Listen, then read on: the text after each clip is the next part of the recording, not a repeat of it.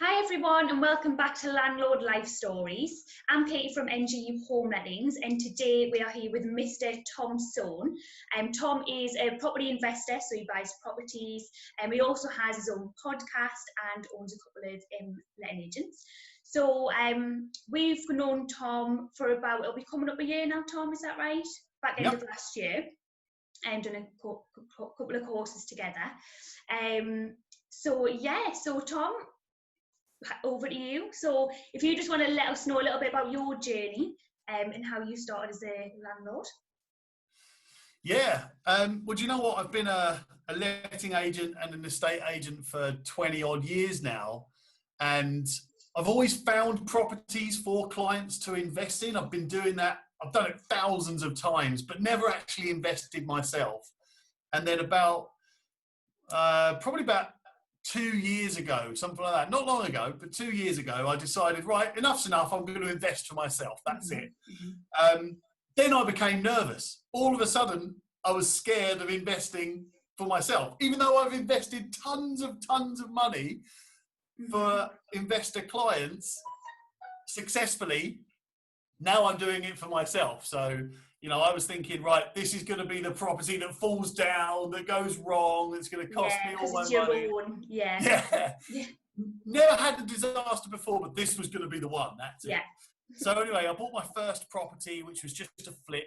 And that was, about 2 years, just under 2 years ago. And it was a big 3-bedroom house. I raised the finance through an investor who basically just lent me the money for a 10% interest.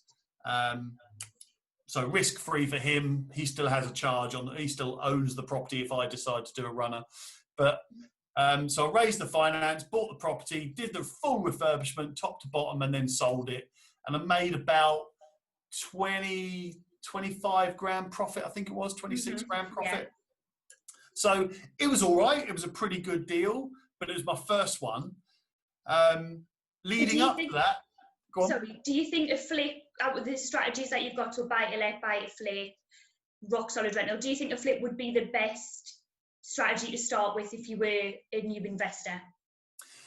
I'm going to say, well, okay, I'll answer that by explaining how my thought process was.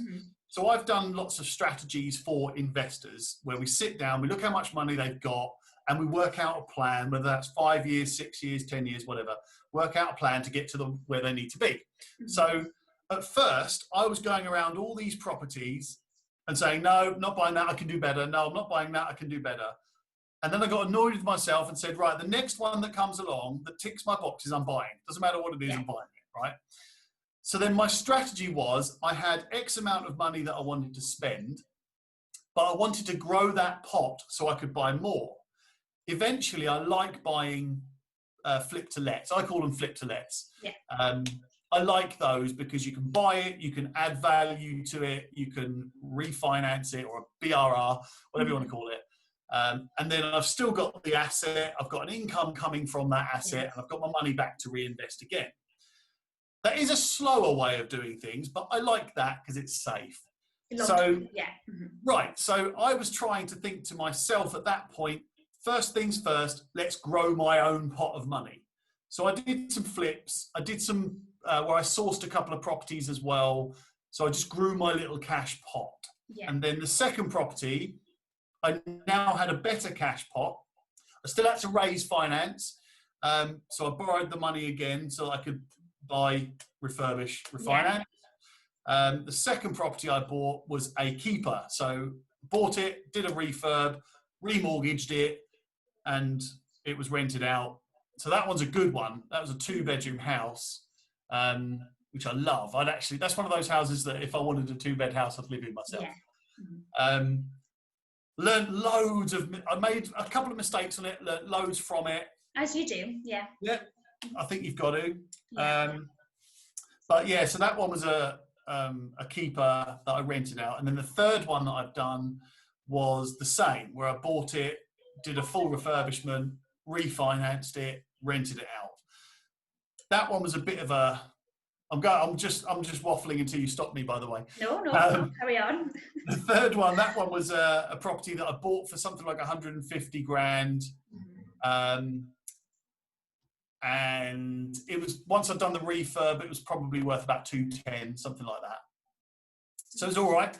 And then I remortgaged it, got all my money back out, and that was great. Rented it out, perfect. That was a nice one. But there was a few problems along the way there, because it was the mortgage surveyor went out to it, found a ton of damp, which the builder hadn't found. Right. That had to then get sorted. I wasn't going to remove the polystyrene ceiling tiles. Then the surveyor said that has to be removed, so I had to then pay for that to be removed and replastered. Then there was a leak, so I had to get that repaired. So there was a few things that came along which were unforeseen. Yeah, which is important. It's really important that you have an agent, or obviously you yourself, have sourced for other investors.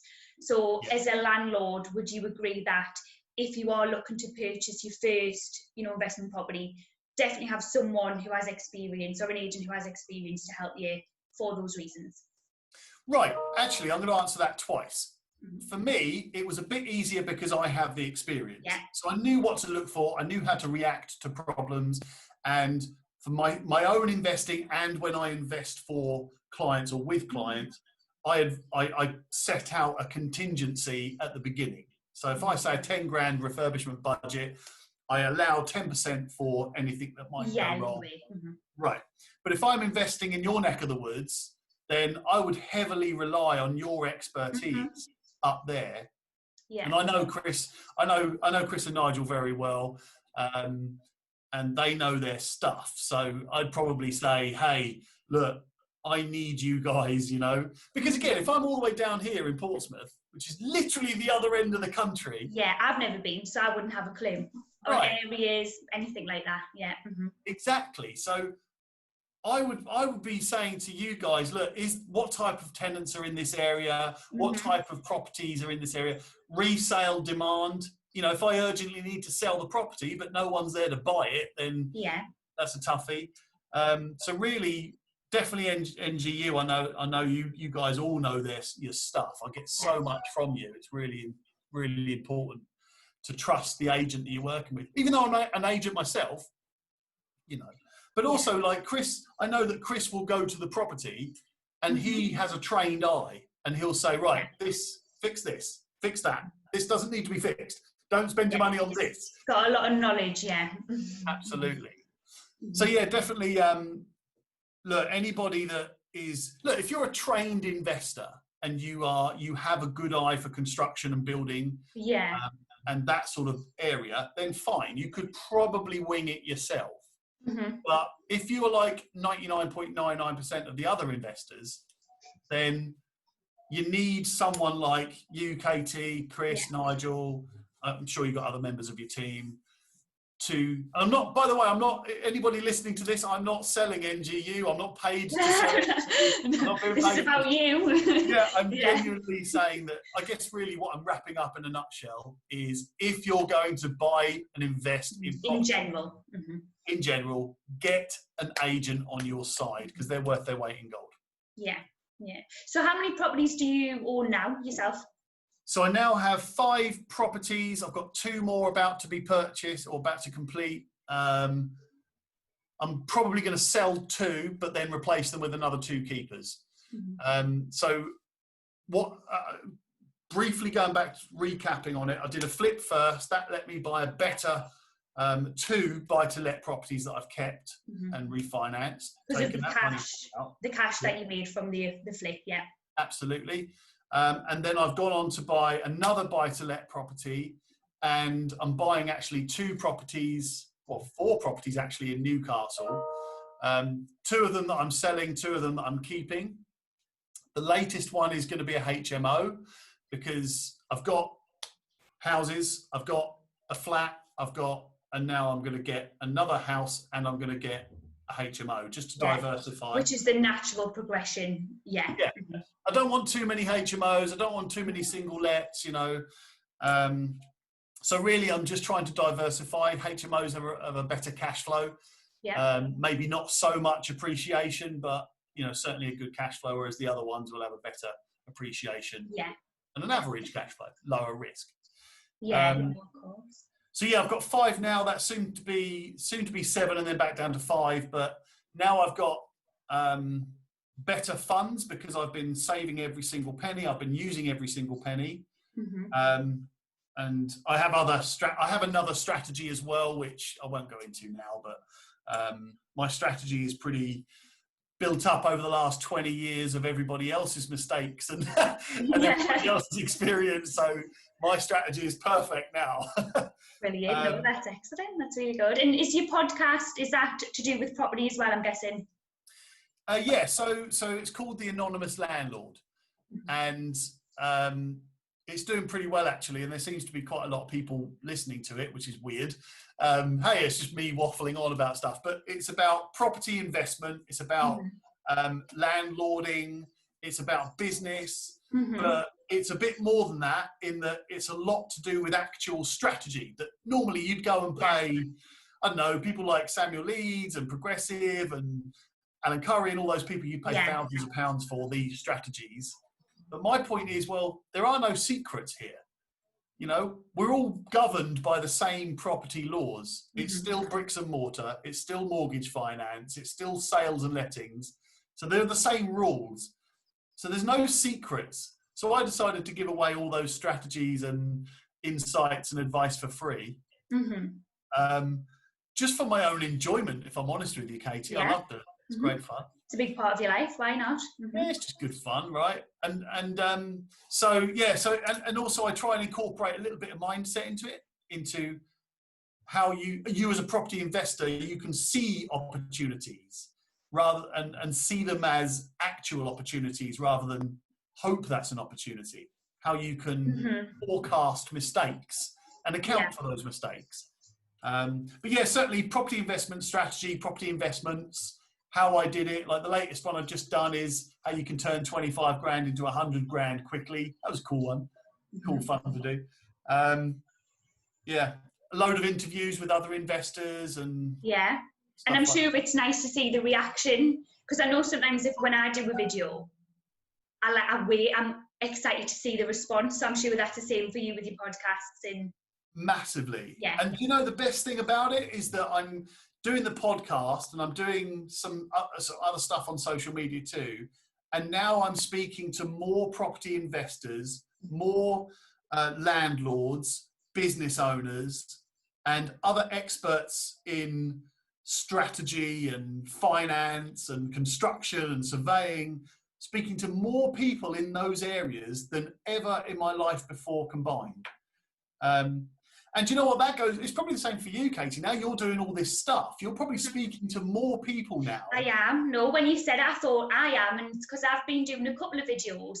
But I think, and you'll probably agree, there'll be, other letting agents or other investors who want to do it. You've just got to get past that boundary. You're just doing it.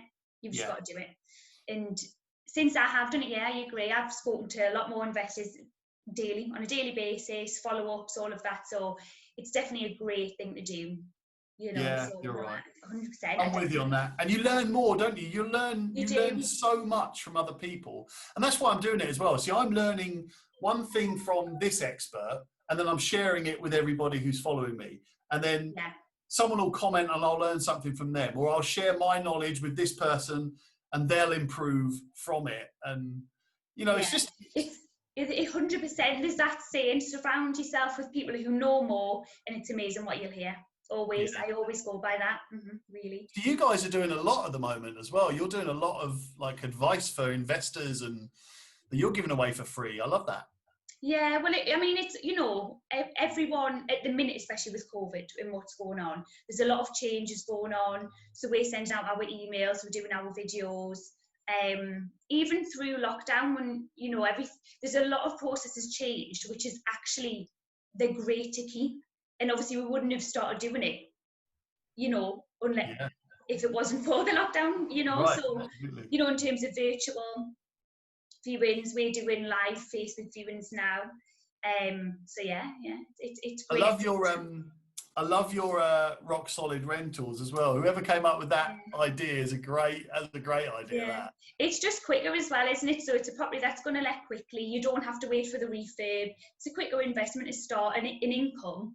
So get a couple of those while you're working on a buy-let project or a buy-flip. So just a quick way for investments. Yeah, we've been doing those for a long time. A long time now. I love them. I'll tell you what, anybody listening to this, just subscribe to the Rock Solid Rentals. Even if you're not buying, just get the email through so you can start learning what deals are, what they look like. I think they're really good emails to receive, definitely. Thank you. Mm-hmm. I'm still not selling NGU, by the way. I know, I keep thinking it's about you, Tom. I'm trying not to say too much when you ask the questions about us. So back to you then. So where do you see yourself in 10 years? So on the property front, I'm going to carry on. Look, overall, in a 10-year period, my it's actually a 5-year period. My magic number is 30 properties owned. Mm-hmm. Now, do you know what? Actually, I'm going to plug an episode on my podcast for that, because I've done a podcast all about my magic number of 30 properties and why it's 30 properties. Yeah. I'll go into quite a lot of analysis on it, too much for this interview, but really what I've done is identified how much money I want to actually earn as an income. Mm-hmm. And I've figured out that the magic number is 30 properties, because that gives me the income that I want to achieve from property on a monthly basis. So from property, in 5 years' time, I'm going to have 30 properties, which hopefully by default, in 10 years' time, I'll have 60. But 30 is my first phase 1 number. For my letting agency, I want to expand into, in 10 years' time, I want to have 5 letting agents covering, it's about a 20-mile radius, 25-mile radius around the Portsmouth area. I want to carry on with the podcast. I want to hit 1 million downloads. And that sounds really crazy. But what are you on now? So I currently get about 120 a day at the moment. So it's going all right. Is that on Spotify or? So on Apple, Spotify, all the platforms, every single one. Amazon, Google, whichever platform, because some people have their own podcast app, like Podbean and anyway, all of those. Yeah. So for the podcast, I want to have 1 million downloads, which I'm sure I'll hit. For the property, I want to hit 30 properties minimum. For the letting agent, I want 5 letting agents covering 1,000 properties across the Portsmouth area. Mm-hmm. And what I'd love to have, so my whole philosophy, again, with the podcast, with the way I do things, with me as a landlord, me as a businessman, is I'm a big believer in this whole anonymous landlord philosophy. So if you're asking me how do I see myself in 10 years' time, I don't want to be doing anything. I want to... I was going to say, do you think you'll retire early or? Retire, no, but not have to do anything, yes. And I'll give you an example, right? So inevitably, I'm going to carry on buying up in your area, right? Mm-hmm. Because I like the area, I like the properties, I like the returns, etc.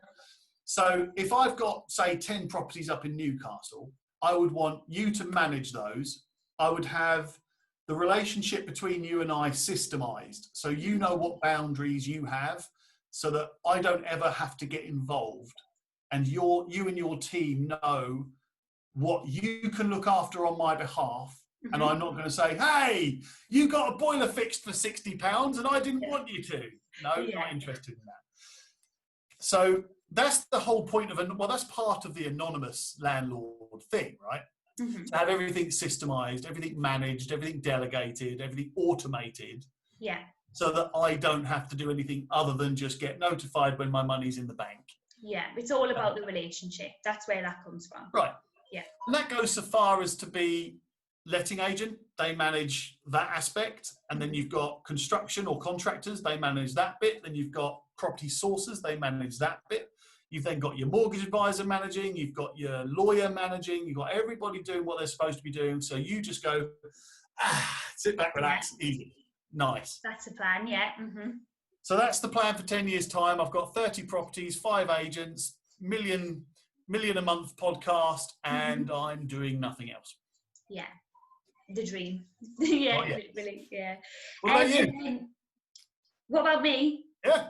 I need to start it all. I need to start the journey. So obviously I manage lettings and sales at the minute. Definitely have plans to invest in property. Great. Definitely. Just not yet. It'll be soon, hopefully, but it is within the plans. To be honest, I haven't actually thought that much into it. What would you want to invest in? So I mean, the reason I asked about the flip, so I'd want to have probably a couple of rock solids, buy to let, and I'd probably do it in the same order as you. So I'd probably do the flip to get that initial capital, get the money up front as well, and then just do the buy to let. So I'd want to have a portfolio, nothing huge. Yeah. Maybe 3 to 5 properties. I'm not looking to have a massive portfolio, to be honest.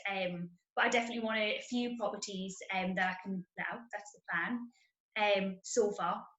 Great. Yeah, go for it. Because you could start off with a flip, and if you had an investment partner that I found, and by the way, finding an investor is so easy. It really is. Because at first I was thinking no one's going to want to lend me money, but actually when you speak to people who have a lot of money, and everybody knows someone who's got a lot of money, right? Mm-hmm. If you said to them, I'm going to give you 10% for nothing, all you do is lend me the money, I'm going to give you 10% back, easy. Then you'll have people saying, well, I don't have to do anything. Okay, great. Yeah, here you go. You will, especially when you tell them it's for property, because they then get to keep the asset. If there's no risk to them, because they're lending money on an actual asset. Yeah. There's no risk. So you do that once. You just find one person. I had to ask about 5 people. I got rejected. And then one person went, yeah, I'd be interested in that. So find yourself that investment partner, raise that money, do one flip, stick yourself about 30 grand in your bank. Yeah. And then you've got the money. That's it. You're off. Then you've got a deposit, haven't you? That's a starting point, because everyone has to start somewhere. Yeah. That's the hard part. But apparently not easy, but I'll get there one day. I tell you what, all you got to do, if you don't ask, you don't get, Katie, right? So you could just go and say, hey, look, I've got a property. I need an investor. And it's a flip. You can have your money back in 6 months plus 10%. Hey, pay them more if you need to build a relationship. Pay them 12%. Any investor who says they don't want 10% or more return on their investment is crazy. Yeah, 100%. Here's a little tip as well. Return on investment is calculated annually. So if you can get them 10% in 6 months, then you're actually getting them 20% per year. Offer someone, hey, I'll give you 20% per year return on your investment, then they're going to be loving life. And then you can buy one of your own rock solid rentals, buy refurbished finance, move on to the next one. I promise you, you will have 5 properties in 2 years. Do you think so? Yeah, and you've also got to be a bit smart with the income as well, because so if you set out a 2-year plan, you refinance on a 2-year fixed rate, and then during that 2 years, you keep every single penny that comes in, keep that saved away. For me, every time I get rental income, I invest in shares, and then I can pull that money back out to reinvest. So it's always making money. But yeah, save up every single pound you can. Yeah. And you've got a big pot of money from your rent income. You then, in 2 years' time, you refinance. So you can pull another load of cash out of your property. And then you move on to buy. So rather than just buying one, you've probably got enough to buy 2. Mm-hmm. 2 years. I'll do that. Yeah, and then we'll have another catch-up interview in 2 years' time and see where I'm at. Maybe I'll interview you, huh? Yeah, perfect. I'll come on your podcast. Yeah, that'd be good. Yeah. Do you know what? You probably could. It would be good to get some insight into properties in your area, because you cover pretty much the whole of the northeast. Yeah. Yeah. Yeah, very top of Northumberland, all the way down to Loftus. See, Northumberland is somewhere I've got my eye on as well. Yeah. Yeah, no, definitely. I mean, we do, obviously, as you may know, we do the postcode data analysis every month. But no, definitely, I'd be interested in sharing more details with you. That'd be good fun, yeah. Yeah, but this interview is about you, Tom. It is, isn't it? It is. But no, finally, what is the best bit of advice? I know you've gave a lot of advice over the whole interview, but for a new landlord starting out fresh, what would be the best bit of advice that you would give? It can be personal. You can go deep as you want with this, personal or... I'm going to give 2 bits of advice, if you don't mind. Yeah, no. First of all, I would say calculate the yield before you even book a viewing. Yeah. And by that, I mean, it's so easy to go into a property and get a bit swept up in your imagination. So you'll go into a place and you think, oh, I could do this, I could do that. We'll change this for that, and we'll make this right. But before you book a viewing, you need to work out what your yield is going to be after the job is done. So, and true yield, by the way, I see so many people calculate yield completely incorrectly. It makes them miss the best property deals. It makes them buy crap property deals. But true yield is calculated very differently by the top investors. I mean, I won't go into true yield right now, but calculate true yield. And then if it ticks the boxes mathematically, then go and view the property and use your imagination. But the second bit of advice is probably the best bit of advice I ever got in property. And it is, and I quote, it's just a pile of bricks. There's another pile of bricks down the road. Yeah. Now, by that, I mean, the Mr. first Tom when Soane, that's mine. I'm going to coin that. Every time I was viewing properties to invest in for myself, I was getting myself a bit worked up and panicky because I was thinking, I have to act quickly, but I don't know if this is the best deal. I think I can do better. I'm worried this is going to fail. I'm worried I'm going to mess this up and I'm going to, lose all my money and all this sort of stuff. Mm-hmm.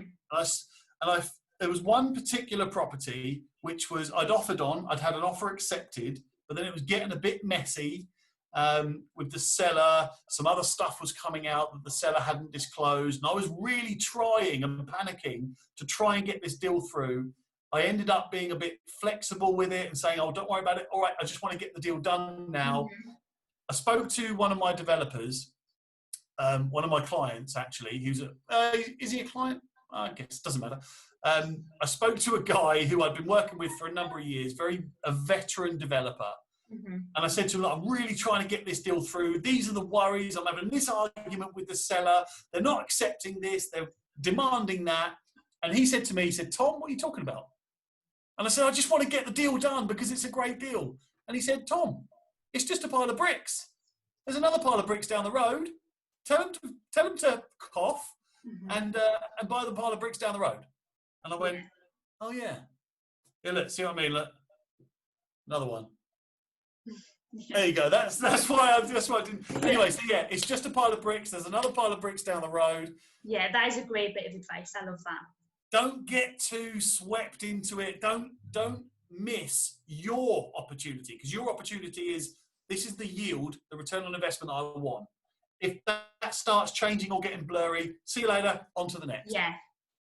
Don't think just because you're this far in, you have to go through with it. Move on to the next one. Yeah. I can also give you the worst bit of advice I ever got, which was never give up.